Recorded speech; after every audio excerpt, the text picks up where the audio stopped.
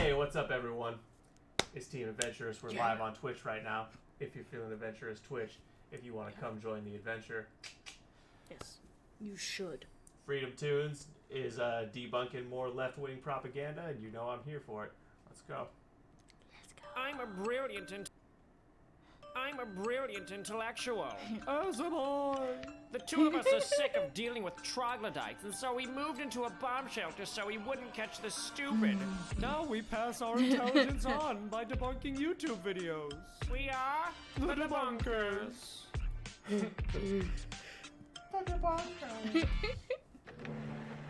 In war towns all over the United States, women are called upon to leave their homes and take jobs. women in the workforce. Yes, war calls for many horrendous things. During World War II, nearly 1 in 3 American men went off to war, and women were expected to take their place at work. Note, they did not take men's place on the battlefield, because even though desperate times called for desperate measures, they still recognized distinct reason-based gender roles were paramount. And that women and men can't simply be replaced by one another. They discover that factory work is usually no more difficult than housework. No more difficult than housework? Ah, yes, of course, because 75,000 people were deadly or permanently and totally disabled between 1942 and 1945 in household accidents. No, wait, those were industrial accidents. Ah, so industrial work was far more difficult and dangerous for women than household work. Who could have imagined? Isn't this pretty hot for you? Well, I hear it gets kind of hot around the kitchen stove, too. Yeah. A tough 1940s woman saying something to downplay the safety concerns and difficulties surrounding her job doesn't mean it wasn't difficult or was safe. Also, please do not compare this brave woman to the working women who lefties promote today. Hot office? It gets hot around a stove, too. Air conditioning is sexist. Facts. But the problem was, who was going to watch And Rosie the in Riveter's? case anyone out there in YouTube land is unaware, that's a real thing that feminists tried to make a thing for a while. What?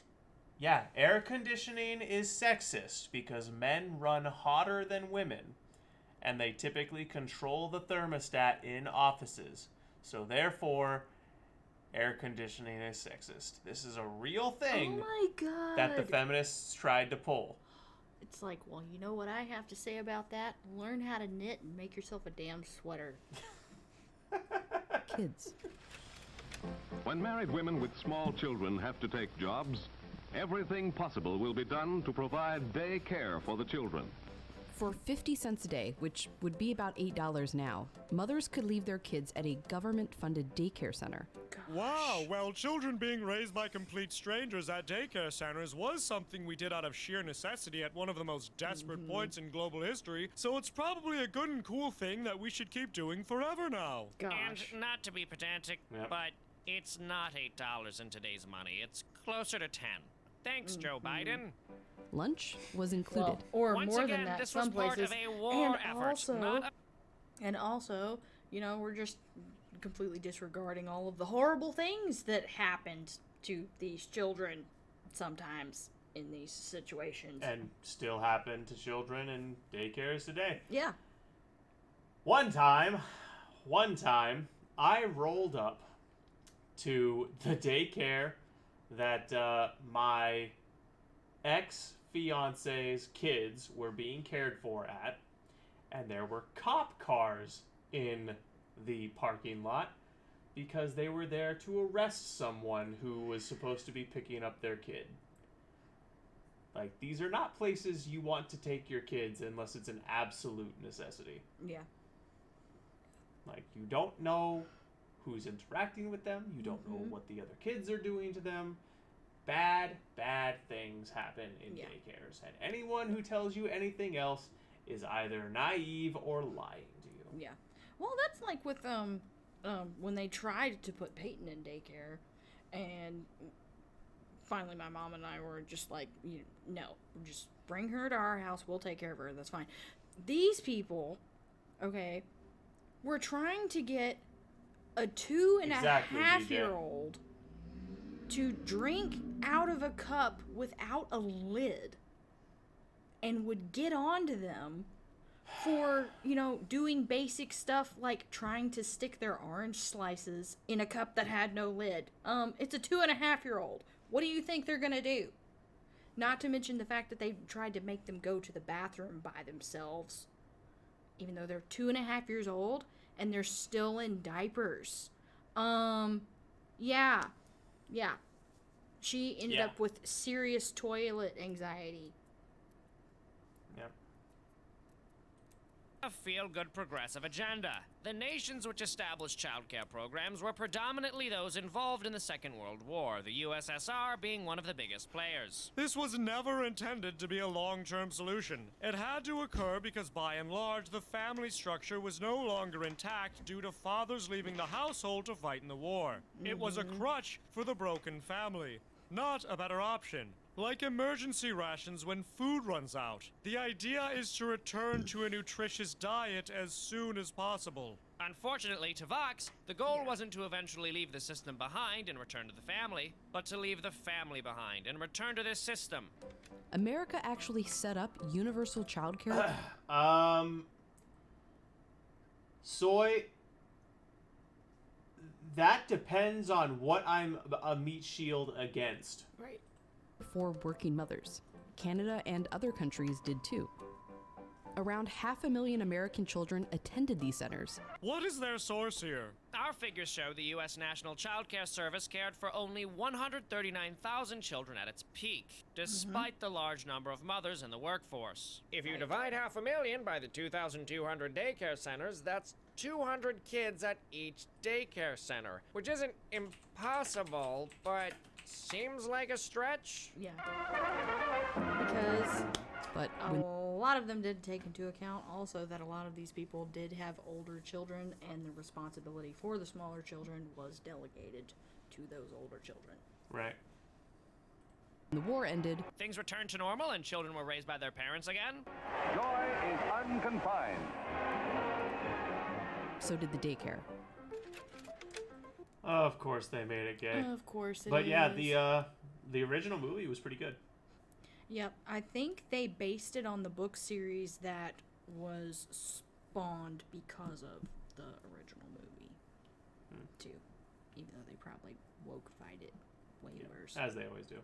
Families protested, calling for the centers to be permanent, but the federal funding stopped in 1946. Well, yes. Good. Because the war ended. The need for a total war economy no longer existed. That's not an injustice. It's a good thing. Exactly. These freaks saw the family structure being subverted by total warfare and were like, oh man, I'm so sad that that ended. Do you think women should have needlessly stayed in those dangerous jobs while their children were raised by someone else? Oh, what am I asking? Of course she does. What's so insidious about this is that it was at a time where it was still the status quo for a single breadwinner to earn the income for a family. There was absolutely no reason to accommodate mothers leaving the home. It would literally do nothing but take them from their children to line some industrial factory owner's pockets. And you're lamenting that it wasn't made more possible by the post-war government. And so the U.S. missed that start to begin a climb towards other childcare policies. I think you missed the start of the video, where it was clear that universal childcare was part of the war effort and not a progressive agenda. It's obsolete unless your goal is to destroy the family. So I get why you like it, but come on, try to frame this more honestly. Other countries didn't. Well, they can't frame it honestly because then they Canada lose. had the same protest, and some provinces decided to keep their centers open. Very foolishly indeed. That decision started them down a path where it was easy to implement other government-run policies. Other wonderful policies which usurped the role of the family, the fundamental building block of human civilization. Exactly. We're supposed to take for granted that this Canadian method of doing things is superior. But for what reason would we ever assume that? We shouldn't. And in fact, there's good data to help us reach the opposite conclusion. In 1997, Quebec launched full-day, year-round childcare for all kids under the age of 5. The title of its policy brief read, Children at the Heart of Our Choice, but in French. Gross. The assumption, of course, was that such a program would give children a leg up while enabling many more mothers to enter the workforce and make that cash money. But within 10 years, various different analyses proved this was far from true. Social development among children, as indicated by both emotional and behavioral measures, had significantly deteriorated in Quebec relative to the rest of Canada. 10% of a standard deviation lower. In fact, according to other... You mean that when parents pawn their kids off on other people to be raised by proxies, the kid feels abandoned and doesn't develop healthy emotional stability? Crazy. Yeah. Other figures, by age 4.5, extensive hours in daycare predicted negative social outcomes in every area, including social competence, externalizing problems, and adult-child conflict, generally at a rate 3 times higher than other children. And analyses of self-reported general health and life satisfaction indicated that negative social-emotional outcomes associated with exposure to the daycare Understandable, program DJ. You have a persisted great into night. young adulthood. Good night. And in some cases, these negative effects became even stronger over time, as indicated by a 24% of a standard deviation increase in anxiety, a 19% increase in aggression, and a 13% increase in hyperactivity. The impact on boys and children with the most elevated behavior problems was stronger, especially in measures of hyperactivity and aggression. This information is largely consistent with findings from the National Institute of Child Health and Human Development's comprehensive evaluation of daycare in the U.S., which found that extensive hours in daycare in early life predicted negative behavioral outcomes throughout development, including in the final assessments done when the children were 15 years old. Family economic status, maternal education, quality of childcare, and caregiver closeness. Damn, did they're really not driving this stake moderate into the these ground. effects. Yeah. Perhaps a bit of an info dump. So to put it more briefly, the U.S. did technically miss out in the same sense that somebody who dodges a bullet does. Right. Yes. What do behavioral problems in Canada look like? Slightly less polite. So, Yeah. how did It's like- the U.S. end up And here? you wondered why there's a spike in things like ADHD. Right. Exactly. Because you don't have parents able to teach their kids how to self-regulate during Well, and it's Crucial periods. What people need to understand, and this never gets said, but it kind of seems like it's something intuitive to me. Kids have an innate predisposition to listen to their parents. You have to be a really shit parent before your kid has zero respect, love, or interest in listening to you. Now, some people might turn around and say, but Zach, kids naturally and always rebel against their parents. To an extent. But they also want to listen to their parents. And the only time that kids never listen to their parents is when their parents are as firm as a marshmallow. right. Do you think there's going to be an alien invasion? So I stay on topic right now. We're filming for YouTube. Fuck, man. Come on. Jeez. The shit we put up with, folks. Right? Here are some of the richest countries in the world, and here's when each of them established a paid maternity leave policy If it's what rich people are doing, it must be a good idea.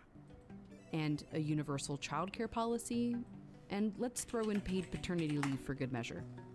In France, they've actually had some form of universal childcare since the 1800s, but formalized the system in 1945. And you know what they say? Always emulate the people who you had to save in both world wars.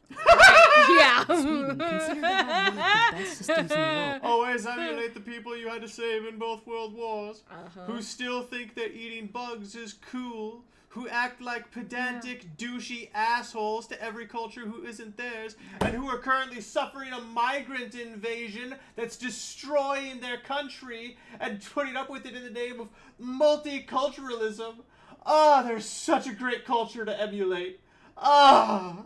Right, and who think that bathing more than once every 2 weeks is arrogant. Yeah. So yeah, nah, I'll pass on anything to come out of France. God, they don't even. They're one of their big things is their food, and their food isn't even good.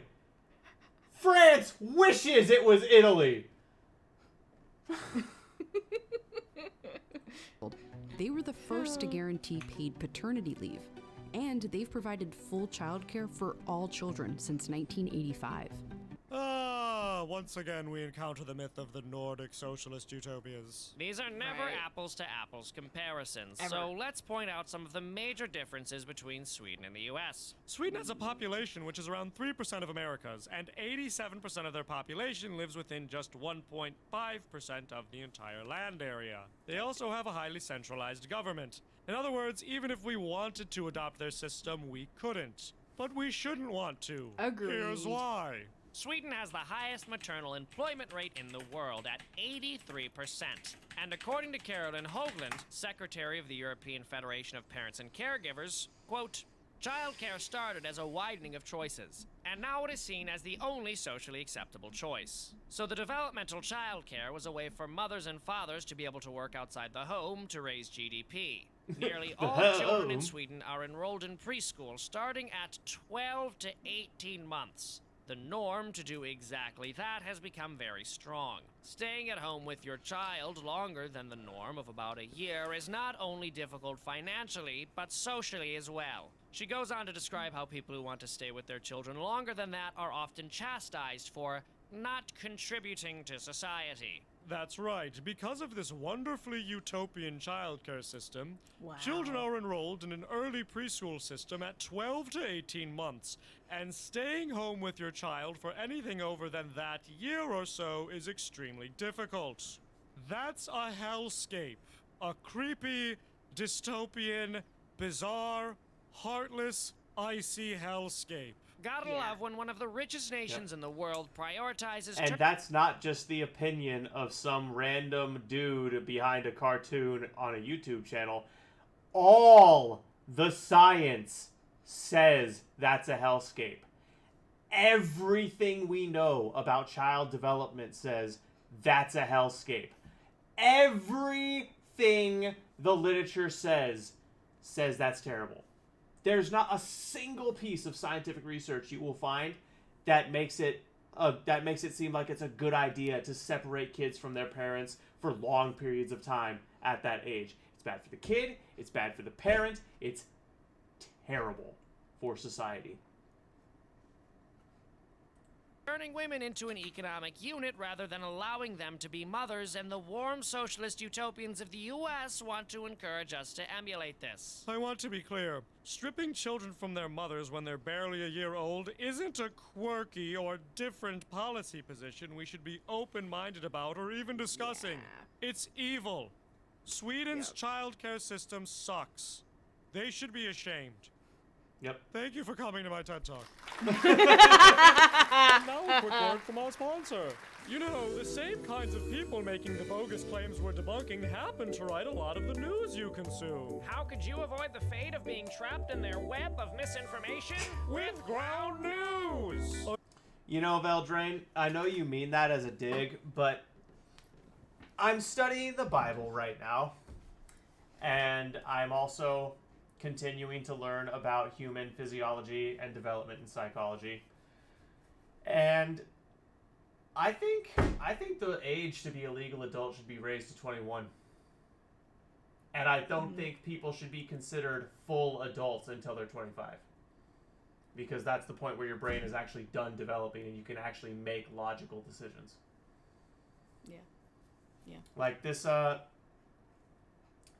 progressives want to progress society and culture, yet they always take it in the wrong direction. They push things that would be actually objectively worse for humanity as a whole. You want to talk about progress? Okay, well, the reason the age of adulthood is 18 in our country and a lot of Western countries is because it used to be that we had a lot shorter life expectancy and kids were forced to help sustain the household at a much earlier age. Because of industrialization and the boon that has been modern technology, that's not the case anymore. So we should move towards a society where kids are given more time to develop to their full potential. And that means not forcing them into the workforce so soon, and instead fostering more growth of our children. But that would be real progress. Mm-hmm. Yeah. Which, I like how you mentioned Italy earlier and how, how much, better their food is and stuff like that. But the other thing, too, that I found really interesting, because like you said, with, raising the age of being considered an adult to 21, back during ancient times, the Hebrew community, which they still do now, they did not consider a person to be, a full-grown adult person until they were 30, which Reports on meant things as that opposed to the right, making you... it wasn't uncommon for, for men to not leave their mother's and father's household and strike out on their own until they were 30. And in Italy, actually, there's a big tradition, and some of them still have this tradition, where the man, male descendants do not leave the family household until they're at least 30 or they've gotten married. Mm-hmm. Now, Beldrain has a comment here. If the child is employed and contributing to household expenses and maintenance, that works. But being over 30 with 0 job experience, that person was raised to be a waste of space. I agree. But at the same time, a child's first job experience should come from doing chores. Mm-hmm. A child's first taste of job experience should come from doing their part to maintain the household. Mm-hmm. And by the way, I'm not against allowing children to work. I think that a 16-year-old should be able to go out and get a job at McDonald's or a paper route or work as a cashier at the local pharmacy. I'm not opposed to kids getting work experience.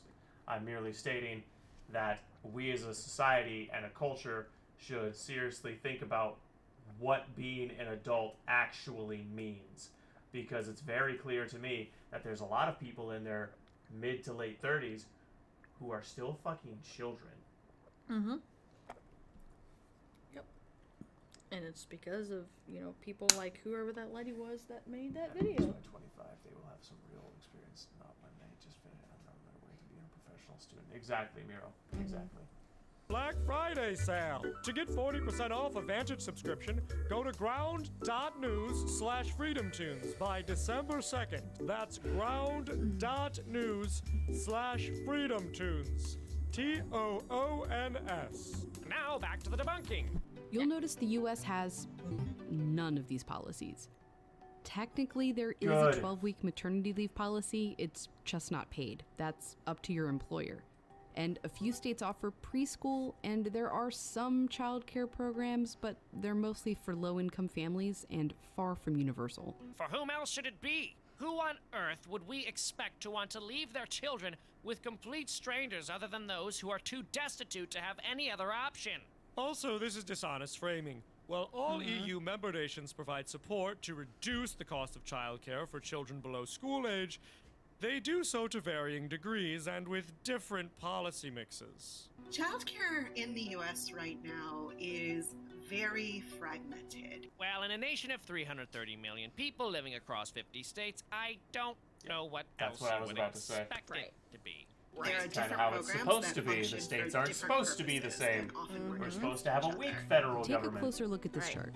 After World War II was a popular time for these childcare policies, but so was the 70s. Ah, yes. When did we ever make clearer decisions as a civilization than directly after World War II and during the 70s?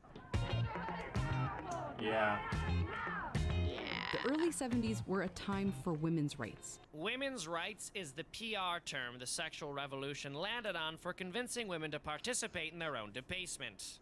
Yes. Equal employment Yeah. laws had just passed, divorce Exactly. laws were loosened. The most based feminist take is realizing that the entire women's rights movement is centered upon, hey, women, it'd be great if you fucked men more often and with lower standards and just, did whatever the fuck men wanted to sexually, really. Like, that's the entire foundation of the modern feminist movement. It really is. Told ya.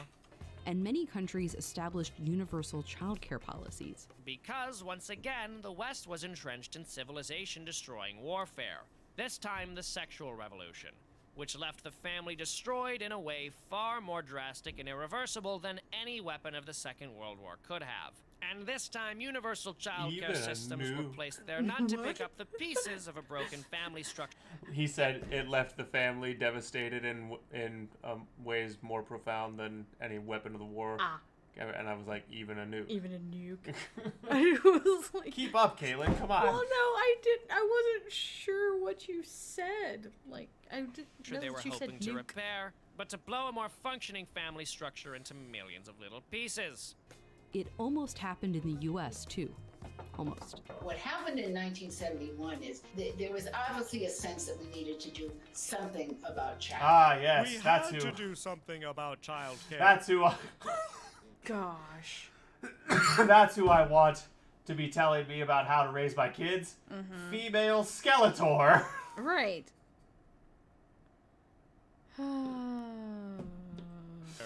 That thing humans had a perfect method of handling for literally all of history up until that point. You don't understand. We had to invent the wheel.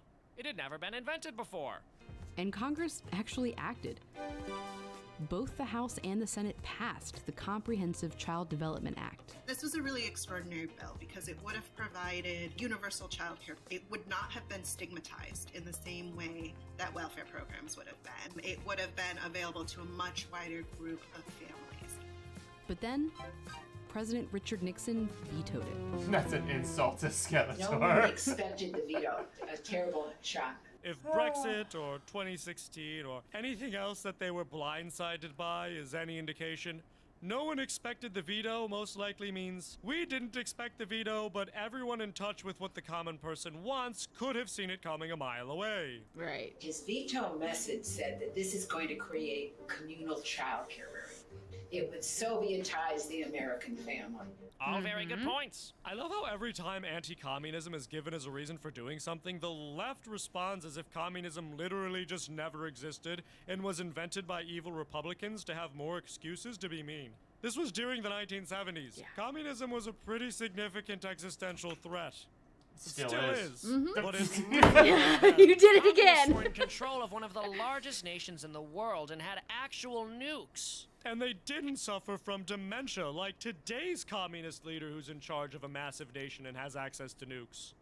Is he That talking about language Biden? was a response Yes. to criticism that he was going soft on communism, like by visiting China.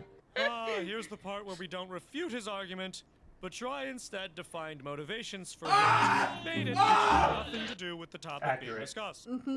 But really, The right wing began to see this as an encroachment because it could be used potentially by white middle-class families in order to support women leaving the home and going out into the workforce. Yes, that's what he said. Communism. Because it could be used potentially by white middle-class families in order to support women leaving the home and going out into the workforce. No, that's not what it could do. Not you with That's that its close look. express purpose. Thanks, and Gilchrist. the Have a entire good one. reason why you Yeah. support it. They're not supposed to be working. No, they aren't. And all of the And hey, time. quick shout out for the YouTube people.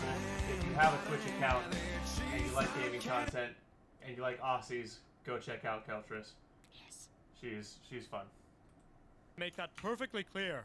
Daycare is absolutely horrible for children. But rather than confronting the fact that your reinvention of the wheel does nothing but hurt children, you cling to your outdated egalitarian fantasies and assume the rest of us should take them for granted as well. They've brought nothing but harm and destruction to the most vulnerable among us. Exactly. Daycare produces less socially well-adjusted children than homes where they're with their mother. Explain to me why mothers should be out working when we know this is the case, without chortling about how knowing anything about what the data says makes one a retrograde chauvinist. We do want to make, poor Black and brown Indigenous mothers like What? Okay, she's just writing fanfic at this point. Yes. President Nixon, She's there just are writing zero fanfic at this flaws point. with daycare. We should universalize it. Absolutely not. I hate indigenous women too much. She doesn't have an argument for why daycare is an acceptable place to abandon your child at for the entire day when you have any other option. So not only does she need to resort to calling us sexist for disagreeing with her, she pulls out the big guns and says we're racist too. Can I ask a genuine question to this woman? If you ever happen to watch this, how many of my policy positions on a day-to-day basis do you think I go about defining based on a hatred for indigenous women? All of them. All of them. What place in my head do you think that occupies? Do you think I'm like going around hearing about the issues and going, I could pick this side, but then what kind of hatred for indigenous women would I be expressing? Those are the non-deserving kinds of mothers that shouldn't be on welfare. They should. Of course I want border security. I just hate indigenous women so much. Right. It's like, oh, wow. Literally the way the left thinks. Yeah. Or panda. Could be Or panda. How can she be this obtuse? The conservative argument isn't that black mothers should be working and white ones shouldn't. In fact, it's no argument at all. It's a simple statement of basic fact.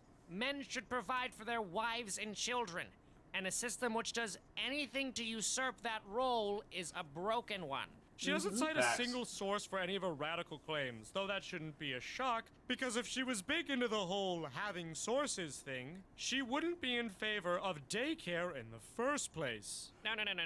None of those studies matter. For you see, we've been called racist. Ah, yes.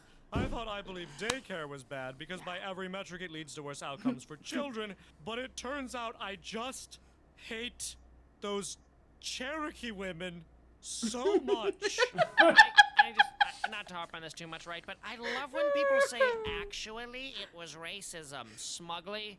As if they've, like, proven anything. Look at the way she says that. Like, she's just, like, weaved this grand narrative and surprised us with the plot twist. How smug. You didn't make a point. It's a standard left-wing throat clearing. Everything's racist. Conservative. Exactly. They pull out that card like it's the ultimate gotcha. Yeah.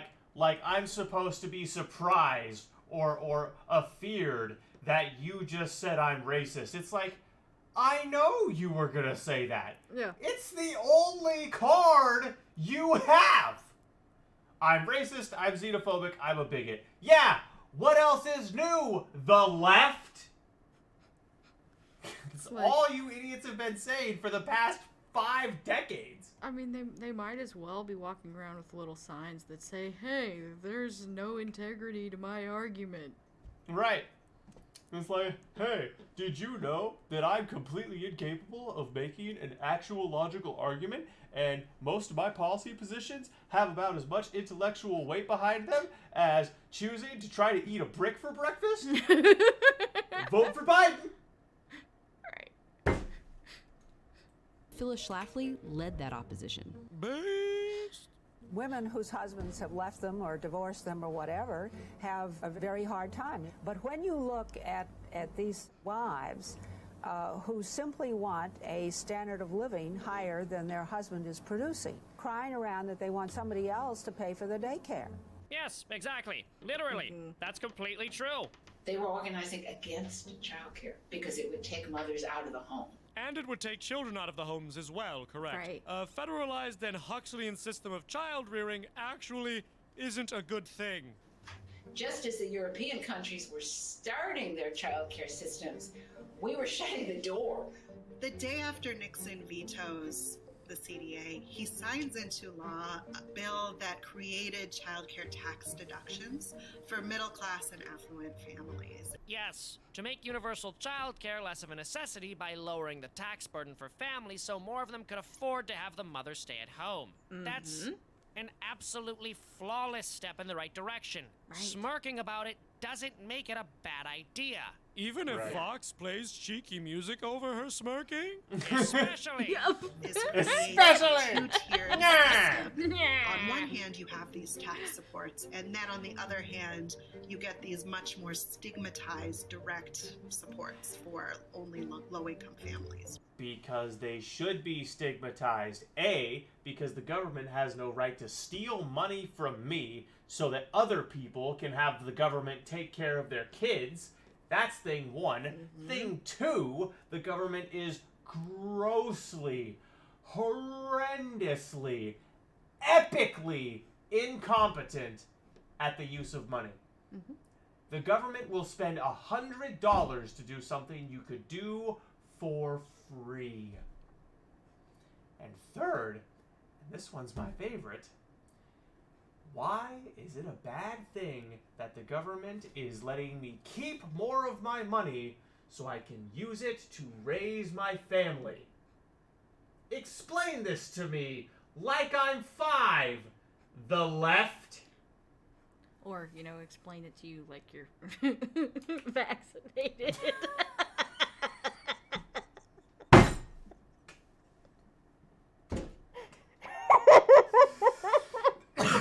I'm sorry, I couldn't hear you. I'm vaccinated. You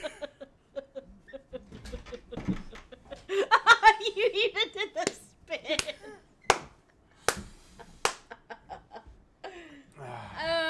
Yeah, that sounds right.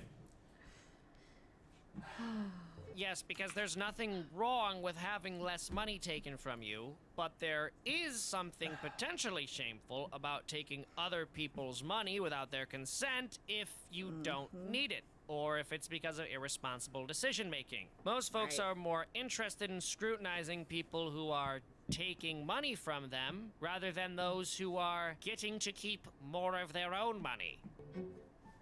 Meanwhile, these countries were able to follow a path from one universal policy to another. Experts call this path dependency. So for these countries, once they established one universal policy, creating others was fairly straightforward. Yep, hard to stop a train wreck once it started. Where in the US, it's been easier to That's a design great policies analogy. within the parameters of the existing income-based programs or the tax breaks that Nixon founded. He set a path where any kind of federal childcare policy would be as underfunded, stigmatized as possible. Unlike the path you would like to put us down, where husbands supporting their wives and women staying home with their children is as stigmatized as possible. It's a system that reinforces and deepens inequalities of race, gender, and class. Incorrect. Stable families transcend demographic disparity. Racial minorities in married couple households are significantly less likely to live in poverty. That's right. The family unit is so strong as an institution that it mitigates the effects of all the pervasive white supremacy under which we live. It's stronger than racism. And yet... Which is why Bill Clinton was so hot to trot to do his crime bill, which absolutely gutted the black family, and why the left continuously and actively makes it so that welfare programs kick the fathers out of homes so that they keep all the black and brown people firmly under the thumb of government, because the left hates black and brown people, and don't let anyone tell you otherwise, because they're fucking lying to you. Yep. Wanting to preserve the family by reducing financial strain that married couples with many children might experience in the form of tax cuts, and doing anything and everything necessary to keep the family unit contained rather than splitting it up through various childcare bureaucracies and places of employment, is merely a tactic of those who hate indigenous women. It doesn't end up helping so many of our families. By helping families, she means helping to split them up, by the way. But just because we're on that path doesn't mean we can't change. Have mercy. Just look at the United Kingdom. From a bird's I'd eye rather view, not, they these suck. countries are following very similar paths. Neither continued the daycare centers after World War II. Both had attempted childcare policies in the 70s. The UK's failed attempt was actually led by conservative Margaret Thatcher. But in the 90s, the UK actually shifted and established a universal pre-K program. So what changed? It's framed as education, not welfare. As is the system in Sweden, where children are expected to be placed into the system at as early as 12 months, and where mothers are rarely able to stay with their children beyond that for... Because, kids are learning a lot from institutional learning at 12 months. at that age, they're still learning basic motor function, how certain things taste, what colors look like, and how to read people's faces to understand human emotion. But yeah, they're gonna learn so much more of how to do that in a government school. Yeah. Yeah, I'm real sure. Mm-hmm. Year and a half, and when they are, it's deeply stigmatized. And so those questions of deservingness aren't applicable in the same way because it's education for all children. It's part-time, it's not as generous, but I think that it is an example of how you can readjust your priorities and change direction. The US had universal childcare once. And my friend lived in a homeless shelter once. Does it mean that's a preferable alternative to what he can have when his life is on track? Similarly, Right. a nation that isn't engaged in an all-encompassing war effort that forces women into dangerous factory jobs and is able to have normal and healthy functioning family units shouldn't opt instead for state centers where children are separated from their mothers for the majority of the day. In conclusion, The underlying assumption of this video is that a system of strangers raising other people's children for them so that worker scarcity can be diminished is not only an acceptable thing for a normal, well-adjusted adult to want, but is in fact a preferable alternative to the family. but all of the data, unsurprisingly, show this to be completely untrue. Within 5 years of birth, 1/3 of children born to unmarried parents see their father less than once a month and are already showing problems in test performance and behavior. Adolescents whose parents have divorced are more likely to experience injury, accidents, and illness than children from intact families. Furthermore, stable families transcend demographic disparity. Racial minorities in married couple households are significantly less likely to live in poverty. That's right, meaning the family's the best thing for battling white supremacy. Families matter more than the state ever will. No government will ever raise a child better than a loving family, and federal funding to child care programs is a crutch. It's a wooden leg to use if somebody has lost theirs. Not something we should all be going to get cosmetic surgery to replace our healthy and functioning legs with. And almost did again. But with policy, it's never really game over. Believe me, if those policies usurp the role of the family, it will be. Yep. Yeah. Exactly. Yeah. You know, and they wonder why they have issues with things like postpartum depression and, or, you know, drawn out postpartum depression and things like that when you have women giving up their children at, you know, very early stages for child care and don't actually get, like, crucial bonding time.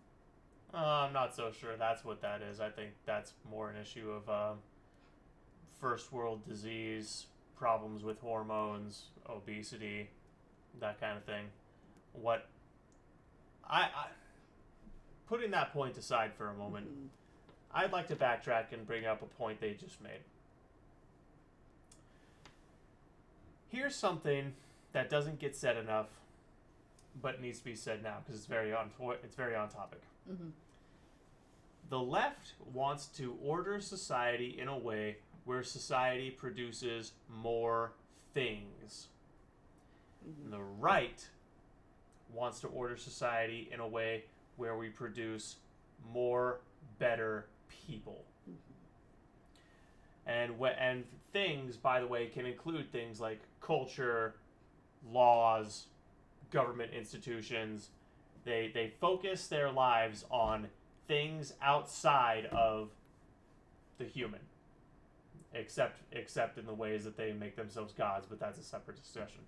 Point I'm making is the right typically believes in policies that strengthen the family, that make a strong family the focus of the country. And the left does the opposite. The left thinks that big government is the solution to everything. You can replace the family with big government. You can replace the public market with the big government. You can replace literally every aspect of human existence that should be free and fair and open to choice with the government. Yeah. So, I think we're going to wrap up for the night. Does anyone in chat have a raid suggestion? To the people on YouTube, we're going to call it there. Mm-hmm. Thank you for being here. Welcome to the adventure. Welcome to the adventure.